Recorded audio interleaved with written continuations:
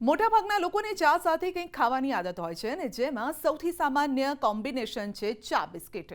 પરંતુ તમને જાણીને નવાઈ લાગશે કે ચા અને બિસ્કિટ સહિત અનેક ખાદ્ય પદાર્થોનું કોમ્બિનેશન સ્વાસ્થ્ય માટે હાનિકારક હોઈ શકે છે.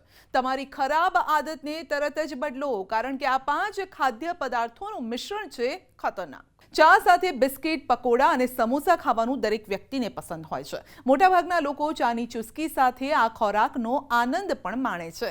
પરંતુ આ ખાદ્ય સંયોજનો સ્વાસ્થ્ય માટે હાનિકારક સાબિત થઈ શકે છે. જી હા, આ સાંભળીને તમે ચોંકી જશો, પરંતુ આ બિલકુલ સાચું છે અને અત્યાર સુધીના ઘણા સંશોધનોમાં જાણવા મળ્યું છે કે ચા સાથે તળેલા અને મીઠા ખોરાકને ટાળવો જોઈએ. ચાની સાથે લોકોએ બિસ્કિટ, કેક અને ચોકલેટ જેવા મીઠા ખોરાકથી દૂર રહેવું જોઈએ. ચામાં ખાંડ હોય છે અને તેની સાથે વધુ પડતો મીઠો ખોરાક ખાવાથી બ્લડ શુગર વધી શકે છે, જેના કારણે લોકોને ઉર્જાનો અભાવ લાગે છે. નિષ્ણાતોના મતે વધુ પડતી ચા અને બિસ્કિટ ખાવાથી બીપી, પેટની ચરબી, એસિડિટી અને અન્ય પાચન સમસ્યાઓ પણ થઈ શકે છે. ચા સાથે સમોસા, પકોડા અને અન્ય તળેલા ખાદ્ય પદાર્થો ખાવા આમ તો સામાન્ય વાત છે, પરંતુ આમ કરવાથી બચવું જોઈએ. ચા સાથે તળેલી વસ્તુઓ ખાવાથી પાચન તંત્ર બગડી શકે છે અને અપચાની સમસ્યા પણ થઈ શકે છે. આનાથી લોકો સુસ્ત અને અસ્વસ્થતા પણ અનુભવી શકે છે. દૂધમાં ભેળવીને ચા પીવી પણ નુકસાનકારક છે. ઘણા લોકો દૂધ અને ચા ભેળવીને પીવે છે, પરંતુ આવું ન કરવું જોઈએ. ઘણી વખત નાના બાળકો ચા પીવાની જીદ કરે તો આપણે થોડી ચામાં દૂધ ભેળવીને આપી દઈએ છીએ અને વાસ્તવમાં દૂધ અથવા તો મલાઈ સાથે ચા પીવાથી ચામાં રહેલા પોલિફેનોલ્સ બિનઅસરકારક બની શકે છે અને ચા સાથે કોઈ પણ ડેરી પ્રોડક્ટનું સેવન કરવું યોગ્ય નથી. ઘણા સંશોધનોમાં એવું પણ કહેવામાં આવ્યું છે કે ચામાં દૂધ ન ઉમેરવું જોઈએ અને બ્લેક ટી પીવી જોઈએ.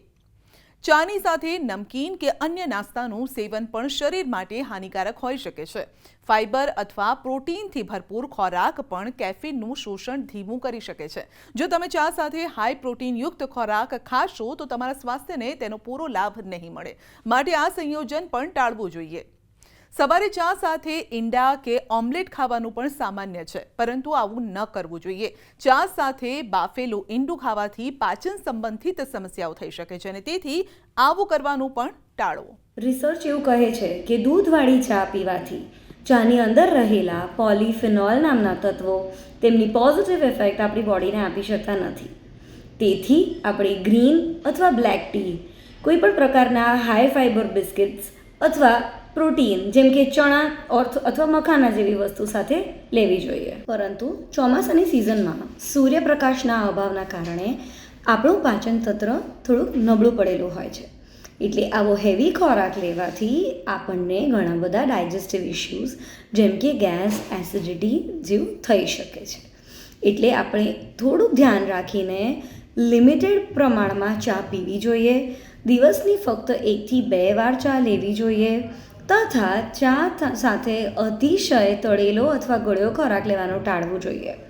આમ કરવાથી આપણું શરીર હેલ્ધી રહેવાની સાથે સાથે આપણી ડાયજેસ્ટિવ સિસ્ટમ પણ ખાસા બધા હદે હેલ્ધી રહી શકશે.